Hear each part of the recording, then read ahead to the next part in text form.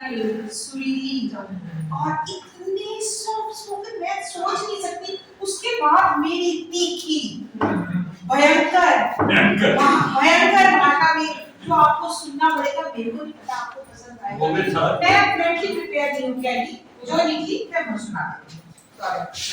शासक दल चिंतित है, शासक दल चिंतित है तो विरोधी दल भी किसी से पीछे नहीं। शासक दल चिंतित है तो विरोधी दल भी किसी से पीछे नहीं।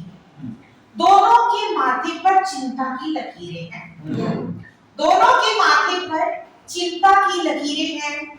चिंता करने में दोनों में कांटे की टक्कर है, चिंता करने में दोनों में कांटे की टक्कर है। दिलचस्प संयोग है कि कोई भी दल ऐसा नहीं, कि कोई भी दल ऐसा नहीं जिसने हाई कमान की नाक में दम ना कर रखा हो।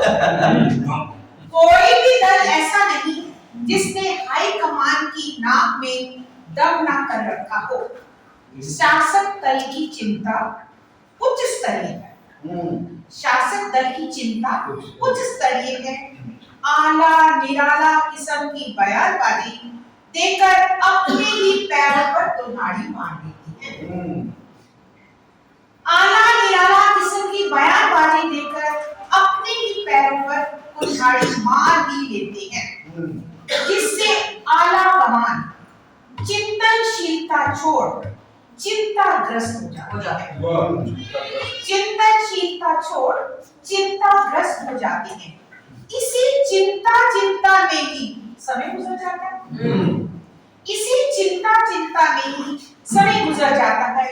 सभी दल अपनी अपनी चिंता से देश की सेवा का फर्ज निभा रहे हैं।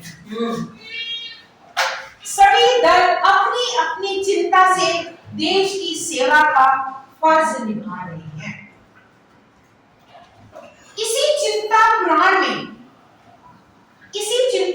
में काबिले गौर प्रश्न है, एक बहुत बड़ा प्रश्न है।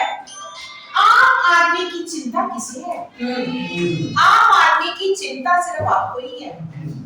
चिंता है कुर्सी बचाने की, चिंता है कुर्सी बचाने की, भविष्य बनाने की, पेंशन पाने की, बच्चों को मंत्री बनाने की।